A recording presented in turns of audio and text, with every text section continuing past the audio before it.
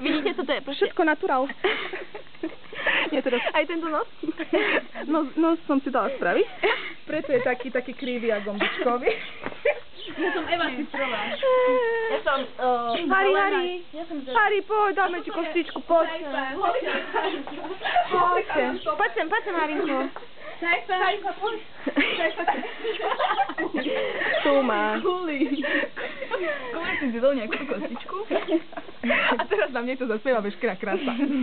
Ja som Eva Cifrová, jediné čo viem je proste ukázať cecky a... A tak si pod palcom a vlastne... Prosím vás, mohli by ste nám ukázať, Eva, vaše poprse? A za koľko? Za toto video zverejnené. Ale tak si myslím, že... Nie stojí ako za veľa to poprsie, ale ukážu ho rada. A tu na falošná Kurníková, ukážte nám. Kurníková, ale toto vám neukážem, pretože je to verejné tajomstvo. Ale Sera má také videá, vieš, s nosom. Tak prepáčte mi potom, ale toto som si nevyfúkala nos a nemôže to byť zverejnené, pretože toto nie je originál na rozdiel od tohto. Od tohto, čo to ideme Kubovi dať nejakú otázku. Že Eva Cifrová proste nemá umelecké ani prsia, proste všetko je to... Ona ani liposukciu nemá. No.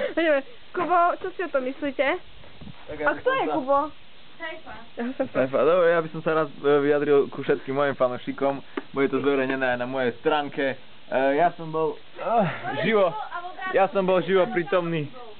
S avokádom som bol vlastne na tom sústredení. A bol som živo prítomný aj na tej plastickej operácii, ktorú tu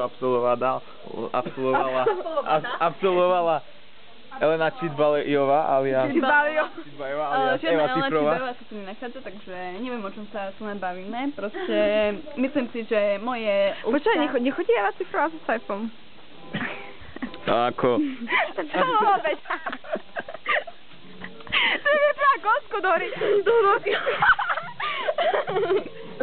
No a Sajfa, kvôli povedať. A toto, takto by som zhodnotil naše dievčatá z druhej C, ktoré vlastne, keď si troška vypijú, majú... Niekto sa tu ide spovedať na birmovku, takže je úplne na birmovku, takže Kubo vypil pivo.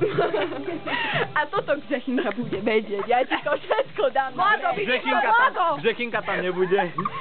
Bude tam opäť otec biskup.